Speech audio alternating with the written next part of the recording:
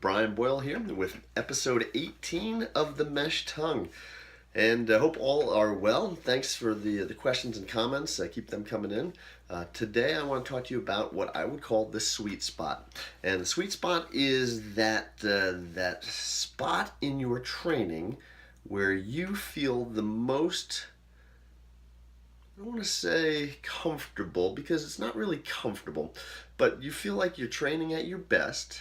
And so this is more like an advanced technique, and I'll kind of caveat this in a second, but it's where you feel like you're training at your best, but you're not necessarily overtraining. Or if you were to get a little bit more rest, you might feel better. Okay, so we'll define the sweet spot here in a second, but and the reason I say this is an advanced technique is because you really need to build your base prior to actually getting to what I would consider the sweet spot. So for an example, if I'm training for a longer distance, and I'm talking maybe like 10K, half or or full marathon, and I'm not talking necessarily ultra marathon stuff, because I'm talking more for the speed component of this.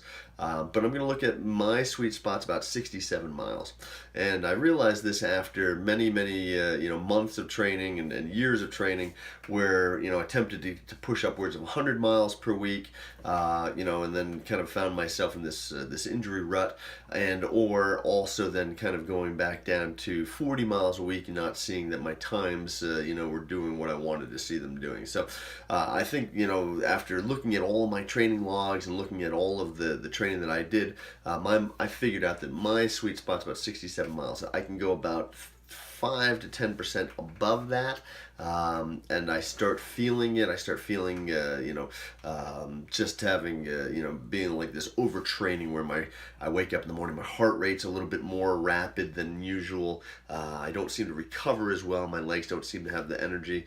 And then lower than that, lower than that 67 miles, I'm okay, but I'm still not racing at my best. And so that would be one of those things that I would encourage you to try and find. You'll find it through looking at your training logs. So if if you're questioning, like, oh gosh, I've been training, I'm looking at my logs, where would you find that mileage base? You'd start looking at where you start to feel worse, or if you start plateauing, and then I'd probably cut back a little bit. You should have a little bit of energy reserve in that training, and make sure that you've got the ability to recover.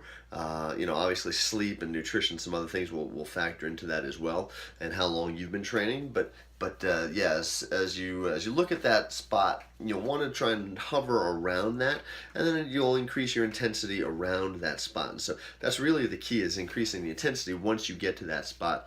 As you're staying lower, it's okay but if you're trying to go higher than that sweet spot, that mileage base, or that weekly mileage where you feel most comfortable, and you're trying to go above that and increase the intensity, the likelihood of injury just goes up exponentially. So hopefully find some value in this. Keep those questions and comments rolling in.